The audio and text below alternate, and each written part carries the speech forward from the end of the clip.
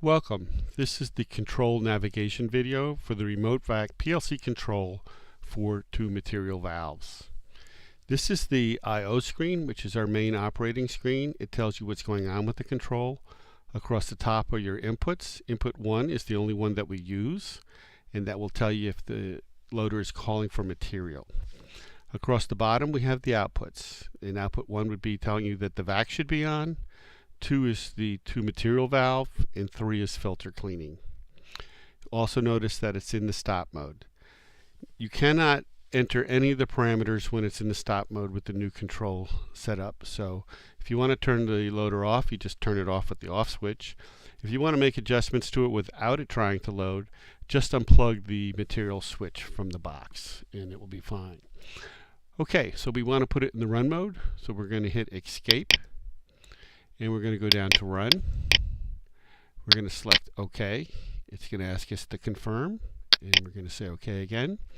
And now it's in the run mode. It's actually asking us if we want to go back into the stop mode.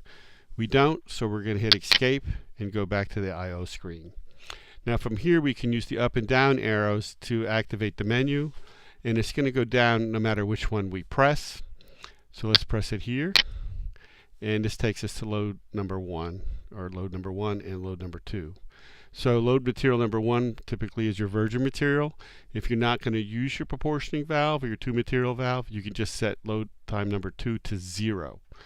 The total load time is normally between 5 and 20 seconds depending upon the size of the chamber. And what we want to do here is we want to change it to a 50-50 time ratio. And I'm going to change that 7 to a 10. So to do that from this screen, I'm just going to select, which is going to activate the cursor. I move it to the digit that I want to change. I'm going to hit select again. And now you're going to see a underline there, which tells me that I can change it. And I'm going to change that to a 1. So that would be up to 1. And I can use the right button to move to the 7. And I'm going to change that to a 0. Now I have what I want. I'm going to hit OK. And I could either go down and change the other one, or I can hit escape. And now you see I've set them both for 10 seconds. So if they were equal materials, equal distance, you could expect approximately a 50% ratio. You could go 4 seconds and 8 seconds, or any ratio you want, 4 and 6 for 40%. A good way to know what you're getting is you could take a drum of regrind, put it next to the grinder, weigh it, run for half an hour, weigh it again, and you know what you're running, so you should be able to calculate the percentage of regrind that you're actually getting. When we go to the next page, we see dump time and filter time. Dump time is the time that we allow for the loader to rest at the end of the cycle to make sure that it's completely emptied. So you can actually add that to the filter time in your mind. So if you want it to take 9 seconds, you could set filter time at 6 seconds. It's going to clean the filter for 6 seconds, and then it's going to delay for 3 for a total of 9 seconds, which is more than adequate to empty most of the chambers. So that's what the dump time is, just to make sure it doesn't return back. If you have a magnet switch on a standard flapper valve, it's not going to try to load anyway until the flapper is completely clear. But if you have a proximity switch on a sight glass, it may well try to load before it's actually emptied the chamber. And in that case, you need the delay to prevent it from doing that. Filter time is the amount of time it spends cleaning the filter. 6 seconds is typical for that. And then we'll go down one more. This is the pulse on and pulse off for the filter cleaning.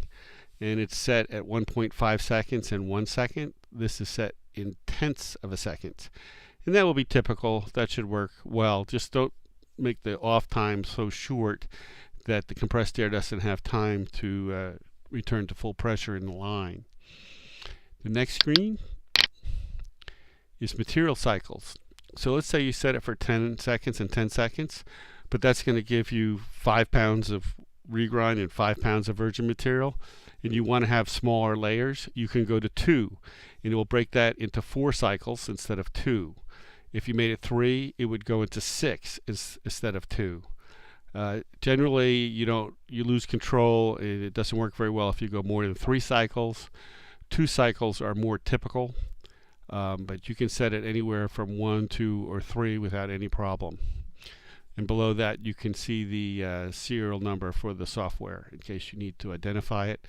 All of our software can be updated. You can update this to existing controls if you want. It's a lot easier to run, and whenever we add new features, the IOs are the same at all times, so you can just load in our latest software.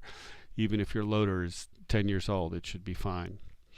That's it. If you have any questions, give us a call at 800-918-5820 and have a great day.